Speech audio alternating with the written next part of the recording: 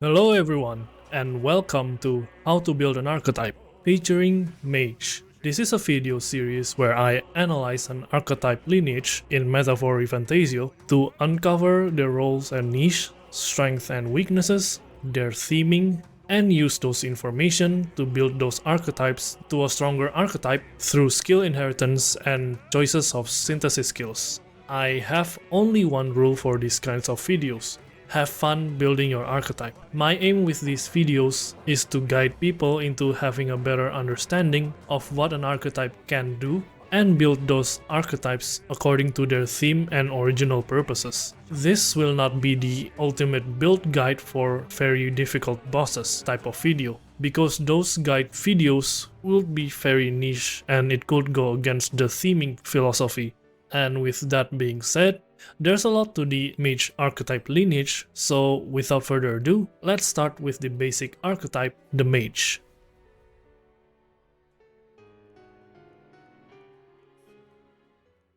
The Mage is unlocked right after you unlock Warrior through Thrall's Awakening. It's not anyone's awakening, but it is in line with the game's introduction to Gallica's follower bond and channeling archetypes to not just the main character, but to all party members. So, in-game, the Mage is very self-explanatory, with a high amount of magic stat and the numerous choices of elemental skills. The Mage is the main magic damage dealer that specializes on exploiting weaknesses. Having a choice of 3 element damage as your first skills to learn, plus 1 strike affinity from melee attack, Mage is easily one of, if not the best archetype in the whole game, and is not an exception for the early game. Heck, the best strategy for the first mine dungeon is to stack 3 mages just because of the weakness exploit mechanic on most if not all of the enemies in that dungeon. On top of that, Mage also provides a direct boost to MP and magic damage as passive skills, and a very notable hero passive skill called Magic Recovery, which restores MP each time an enemy is stunned or defeated while in the overworld combat. I'm pretty sure you all noticed by now that Atlus games tend to be MP hungry in dungeons, and that alone is the reason why this whole package of archetype is very strong, is because it solves most of the game's difficulties by playing through its mechanics. Although, since we're on YouTube here, I just have to mention that dungeons with Goborns just make Mage a liability because of the mechanic where Goborns just rampages when there is a Mage or a healer in your team, which makes the only exception against using Mage really. But in general use, Mage really just has no real weaknesses in their kit. Well, except for the literal pierce weakness being there. And probably that physical damage is completely incompatible to Mage, as physical damage doesn't scale with magic. So any choice of physical skills that we're going to consider inheriting are out of the equation. But solving these problems directly isn't the best case scenario, because you can inherit physical skills to Mage, but it's going to deal less damage than magic skills, and it's a waste of skill inheritance slot. So, for our Mage, our archetype building is less of a problem-solving case, but more so on expanding on this archetype. My immediate thought of inheritance for Mage is definitely Psych from Seeker. Simply put, +1 more element affinity damage won't hurt the archetype, and it expands the capabilities of Mage, so there are more enemies' weaknesses that can be exploited with Mage. While we're at it, let's add more elemental magic skills as options. Hama for healer and Mudo or Mudoon from Thief are also great choices for this case. Now, assuming you have 3 inheritance slots, which you won't have in the early game, you have access to all of the elemental magic skills for the purpose of exploiting weaknesses now. To pick more skills for Mage that aren't elemental skills, probably the only other option that is in line with Mage is going the MP route. As far as I remember, there are no MP increasing skills in the early game other than Plunder Magic from Thief. So Mage's MP recovery skill from the hero passive is only available in the overworld combat. So in any case that you want to restore MP while in the turn-based combat, Plunder Magic is a fantastic skill to have because it is directly an MP recovery skill with virtually no caveats. Personally, on my first playthrough, this is the skill that I have on every character in the early game, and it works wonders on my MP economy, which is a great thing to have, especially when Mage's skills cost MP. So for the last skill for Mage's skill inheritance, Plunder Magic is my recommendation purely for MP conservation. When we're talking about Mage's synthesis skills, the case with their synthesis skills were unique in a sense that the synthesis skills are not of quote-unquote traditional synthesis skills like the other archetype has, because most if not all of Mage's synthesis skills are direct upgrades to the 3 basic elemental skills that Mage has, both making it either a multi-target skill or that it straight up upgrades their damage. Gabot, Gablis, and Gakande are the case of multi-target skills, and Botra, Bliza, and Kandera are the upgraded version of each elemental skills. On their own niches, all of these skills are definitely worth it. Multi-target skills for clearing out huge mobs of enemies that are weak to their respective elements, while straight upgraded skills are great for dealing more damage to a single enemy, in most cases for boss encounters. Fortunately, for each category, the party member requirements are the same, so we can cut off a lot of time talking about this.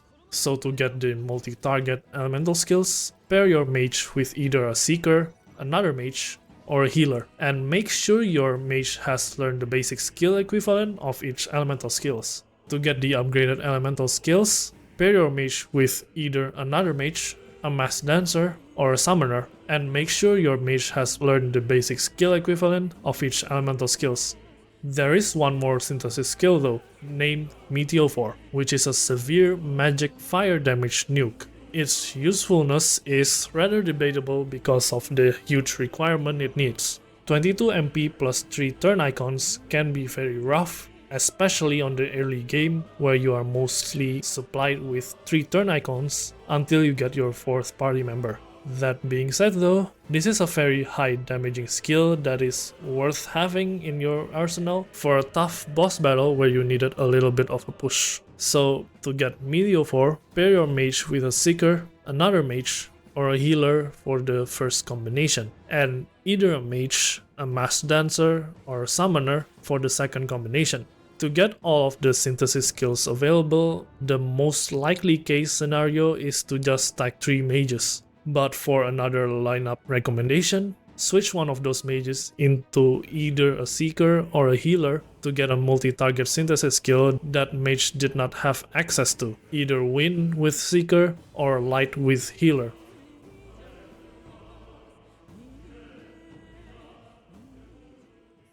Wizard is the Adept archetype of the Mage lineage. The Wizard in-game has probably the shortest description of all the archetypes, that it retains the strong magic elemental skills, yet having passive skills that amplifies magic synthesis attacks. And honestly, this is enough to get a grasp of the archetype as it is very accurate to its gameplay. Wizard having Botra, Bliza, and Kandera as the elemental skills, Shield Blessing as MP recovery passive, and Arcane Unity for that extra bit of buff to your synthesis skills. It's pretty much as straightforward as that. Have similar playstyle to the basic archetype, but a little bit skewed to synthesis skills. So for inheriting skills for a wizard, mostly in this case is going to be the same direction as the previous one, but I'll add some more skill choices for more cases. So my first choice is to inherit Cyclo or Cyclone from Magic Seeker, Hamaon from Cleric, and or Mudon from Thief, to expand the element choices of Wizard to exploit the enemy's weaknesses. But moving away from those 3 elements, another good candidate is to get more choices of magic skills that deal higher damage than the base elemental skills. These skills are, but not limited to, Flame Vanguard from Commander, Crimson Flame from Mass Dancer, and Megiddo from General. Of course, there are more choices of magic skills that will be unlocked later on, after you unlock several other elite archetypes, but well, thinking about it, the elite archetype of the Mage lineage will only be unlocked like on the last stretch of the game. so I'll also include some more of those skills here. More of these skills are all of the magic skills from Soul Hacker, Hamadine and Exorcist Light from Savior, and Megidola from Warlord. All of these serves as great alternative of magic damage if you thought that the basic 3 element skills have fallen off in damage. Other than pure brute forcing magic attacks, Frigid Fortress Tactic from General is a great skill to utilize Wizard as both a magic archetype and a weakness exploit based archetype, as Frigid Fortress Tactic will always make the enemy hit weak to ice, assuming that the enemy did not block it completely at first. Inflicting ice weakness to an enemy makes you hit a weak point with ice over and over again, which makes it both deal high damage and only cost half a turn icon, making this tactic a very powerful tool to have, which very much deserves a slot in my book. But lastly, straying away from putting in more magic skills, there is a potential of a combo with Shield Blessing. Wizard as it is does not have any buffing skills in their arsenal, which makes the wizard rely on other party members to activate Shield Blessing. So why not inherit a buffing skill that activates it? The obvious pick for this is definitely both Formation of Figure from Commander and Shelter Formation from General. But let's try to be a little bit selfish for once in this case. For early to mid game, Battle Cry from Brawler is a great skill to have, as it is 2 buffs at once for yourself. But going into the mid to late game, when you start to get other elite archetypes, Concentrate and Unwavering Blade from Samurai are great skills to heavily amplify your damage output and evasion rate to minimize your chances of dying. Alternatively, if your fights are shorter ones, putting in Attack Lore from Samurai is also a good alternative as it skims out your turn and gets the effect out immediately. All of these points to Shield Blessing, as buffing the wizard will make them restore MP per the start of their turn, making MP economy a breeze as well. Jumping to Wizard's synthesis skills, the synthesis skills have the same pattern as before as Mage. Gabotra, Gabliza, and Gakandera are multi-target elemental skills, and Boatona, Bizaton, and Kandeon are the upgraded version of the basic elemental skills. Still very much worth it to have them ready and have the same party requirements as well. For multi-target elemental skills, pair your wizard with a Seeker, another mage, or a healer, and make sure to have the respective basic elemental skill learned to have these synthesis skills available. For the upgraded version, pair your wizard with another mage, a mass dancer, or a summoner, and make sure to have the respective basic elemental skill learned to have these synthesis skills available.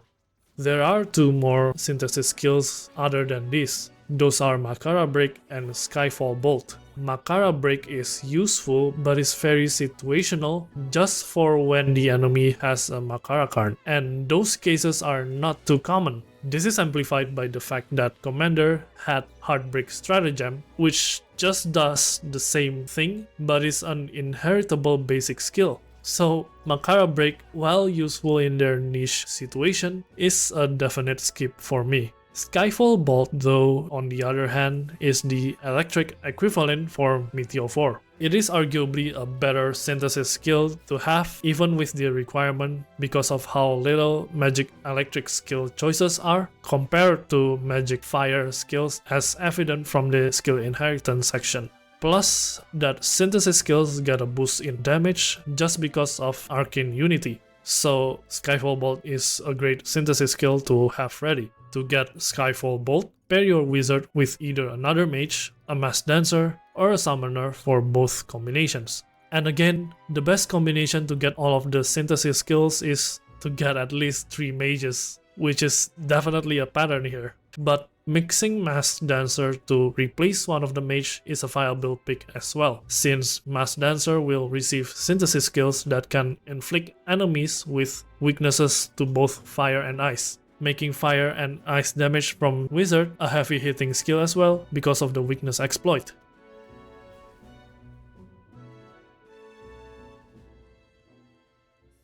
So at first, I'm not sure how to dissect the elite archetype in this video, because the Mage lineage is one of the 2 few lineages that has 2 elite archetypes, Elemental Master and Warlock. I considered just straight up make a second video for this section only because of how late into the game when you finally get these two archetypes, not to mention the assassin requirement for Warlock 2. But thinking about it, the Mage lineage is a very simple archetype to talk about, so it feels unnecessary to do so. So I have to mention as well to please be careful on watching the background footage for this section because there will be spoilers for when it shows Elemental Master and Warlock in play.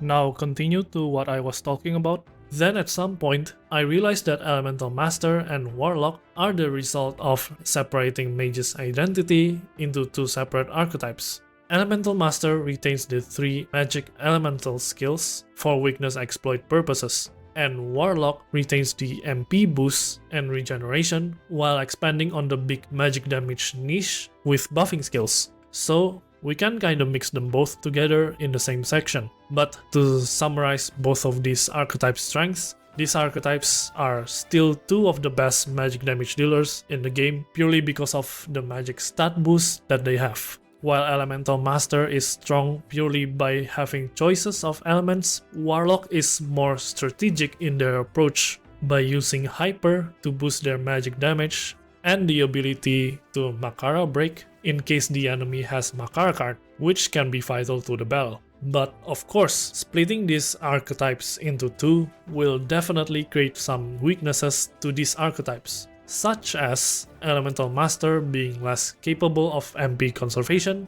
because those MP related skills go to Warlock, leaving only 1 MP passive skill but is only related to synthesis skills. Or for Warlock that they only have Mudodyne as their magic skill. So if the enemy blocks dark elements, Warlock basically can't do anything. So let's try to solve these problems. Starting with Elemental Master first, having more MP related skills quickly helps with your MP conservation. While you can get MP passive skills like what Warlock or Masked Dancer has, I'd like to propose Seeker's Gale and Seeker's Flame from Soul Hacker instead. These skills, while they look costly, are great skills for MP conservation in dungeons, as it also nukes the enemy with either wind or fire damage. Ending an encounter quickly is technically a great way to conserve MP as well. So Seeker's Gale and Flame are great skills to inherit to Elemental Master. Other than that, as an alternative to Seeker's Flame that has a different bonus effect, Ruin's Flame Flower from Persona Master is a great choice for variety. Seeker's Flame and Ruin's Flame Flower both have the same damage scaling, so with the same loadout, they'll deal the same damage. The difference is that it removes the enemy's buffs as well, making it a very powerful tool against enemies that buffs themselves. Another choice for Elemental Master is a skill that was mentioned on Wizard. Frigid Fortress Tactic from General is still a great skill to create ice weakness and exploiting it to deal huge damage and manipulate turn icons. Not much else to comment here, so let's just get going to the last skill for Inheritance. The last skill that caught my eye is Back Boost from Warlord, as it is an additional boost to magic damage on top of magic boost as long as you are in the back row. It also increases the other party members' magic damage as well, as long as they are also in the back row, making an all mage setup for synthesis skills much more powerful as well. It amazingly synergizes well with the Magic Link passive for this case, even though it was an indirect buff to synthesis skills. So yeah, Back Boost is a great skill to consider, especially on a setup that aims for mage's synthesis skills. Now, let's talk about Elemental Master's synthesis skills first, before moving on to Warlock. There's a lot of choices of synthesis skills that Elemental Master has, but basically it's pretty much the same pattern as before. We have multi-target magic skills, both the normal elemental ones, like before, and a new almighty one called Precipice of the Abyss. Meteophore and Skyfall Bolt makes a comeback unchanged but with 2 turn icon requirements only. And Makara Break, which we will skip because of how super niche that skill is. The star of the show is definitely Precipice of the Abyss, as everyone can't block almighty damage, making it always hit unless the attack was evaded. It is also the highest multi-target almighty damage skill in the game, so it's definitely worth having them ready for a dicey situation. So, to get Precipice of the Abyss, pair your Elemental Master with a Seeker, another Mage, or a Healer for the first combination, and either another Mage, a Mass Dancer, or a Summoner for the second combination. Next, Meteor and Skyfall Bolt are great nuke abilities for bosses that do not resist either fire or electric. They are improved from Mage and Wizard as they only require one other ally combination and 2 turn icons, making them a lot more worth to cast. They also have the highest damage scaling for their respective element, so they are both effective to have for huge boss fights. To get both Meteor and Skyfall Bolt, pair your Elemental Master with another Mage, a Mass Dancer, or a Summoner. Last but not least, the 3 multi-target element skills as synthesis skills are also present here. They serve the same purpose as before, therefore clearing out huge mob fights that happen to be weak to their respective elements. So to get all of these multi-target element synthesis skills, pair your Elemental Master with either a Seeker, another Mage, or a Healer, and make sure the Elemental Master already learns their respective basic elemental skills. To get all of these synthesis skills, again, running 3 mages is the standard pick, but you can change one mage into a Mass Dancer. That way, the other mage beside Elemental Master can be Warlock as well, which makes a cool variety in your team. Speaking of Warlock, now we finally step into Mage's last elite archetype, the Warlock. Recapping their strengths and weaknesses, Warlock is an archetype that approaches combat more strategically with Hyper to greatly increase their magic damage, and Makara Break in case the enemy has Makara card, and MP passive skills to have better overall MP conservation than Elemental Master. However, Warlock's weaknesses is that they only have a single skill as magic damage, making its coverage for weakness exploit lacking compared to Elemental Master. So to alleviate the weaknesses, simply put, inherit more elemental skills into Warlock. However, my thematic brain feels like it isn't on theme with Warlock. The 4 elements go to Elemental Master, so light and dark goes to Warlock in my thematic opinion. So in that case, my first candidate would be either Hamadine or Exorcist Light from Savior. This expands the coverage of Warlock, albeit by a little bit, but it's better than just one element coverage. Furthermore, Exorcist Light had better damage scaling than Mudodyne, so it's a great skill to consider. Oh yeah, by the way, you don't have to follow 100% on my theming here. It is just me limiting myself from inheriting the 4 elements to Warlock just because I want Elemental Master to have a place in the game. So if you want to inherit other 4 element damage, by all means, go for it. But for this video, I won't be doing that to go in line with my theme philosophy.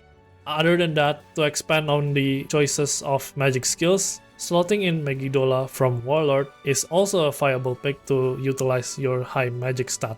So Megiddola will deal greater damage than in Warlord. This can also be paired with Almighty Boost from Tycoon to further increase Megiddola's damage. This is an alternative to ensure that there won't be any case of accidentally casting light or dark magic skills to enemies that blocks or repels them. Almighty attacks always hit the enemy no matter the resistances unless evaded, so it is a great option for damage dealing. Putting aside the magic skill inheritance, we can also complement Hyper as a buffing skill. Hyper is a separate damage buff from other attack buffs, so slotting in Concentrate from Samurai again for this is also a great pick for Warlock, which is also a great thematic pair with Hyper. Having plus 3 ranks of attack buff in one go is a great way to effectively dish out the highest amount of damage as quickly as possible.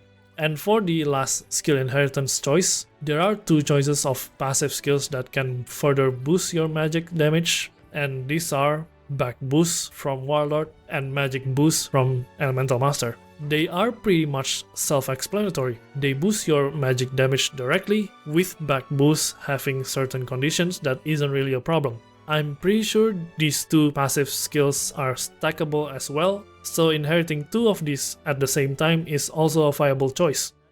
Warlock synthesis skills are interesting as they retain the pattern of Mage's synthesis skills while creating a new set of synthesis skills that are very much worth it to cast. From a quick glance, Netherworld 3 and Child of Death are the stars of the show here, and for good reasons. They deal huge amounts of dark damage, both multi-target and single-target respectively, while requiring one other party member and 2 turn icons to cast. So to get Netherworld 3, pair your Warlock with either another Mage, a Mass Dancer, or a Summoner, and to get Child of Death, pair your Warlock with either a Warrior, a Thief, or a Mass Dancer.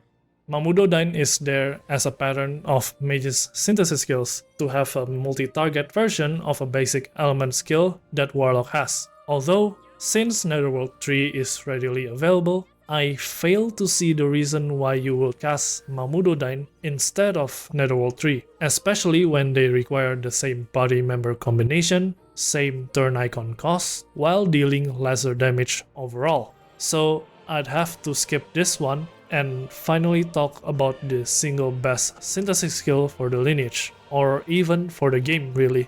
Lost Wall is the star of the show. The reason why I would consider quickly getting Warlock even with the Assassin requirement other than getting Hyper is to get this synthesis skill. This is an inflict weakness skill to one enemy, but for all elemental affinities. It also ignores resistances, unlike say Frigid Fortress tactic, where the enemy is required to not block ice first. Lost Wall inflicts all elemental affinity weaknesses, meaning that you can pair it with an elemental master, for example, to exploit weaknesses up to 6 times, dealing huge amounts of damage and manipulating turn icons. With the 2 turn icon costs as well, this is a must-have synthesis skill in any situation. So to get Lost Wall, pair your Warlock with either a Gunner, a Mass Dancer, or a Berserker. To get all of these synthesis skills that I have mentioned, a single Mass Dancer can activate all of these notable synthesis skills. There's not a lot of notable synthesis skills on the remaining combination, so you can pick and choose whatever party loadout you'd want, as long as Mass Dancer is there accompanying your Warlock for the synthesis skills. And that's about it. These are my rendition of the Mage Lineage, a very powerful archetype that utilizes magic damage to either exploit weaknesses or to straight up deal huge amounts of magic damage outright. As tradition, I have to mention that if you have a differing build for your mage and don't mind sharing them, feel free to share them in the comments below. Anyway, that's it for today. Thank you for watching and have a nice day.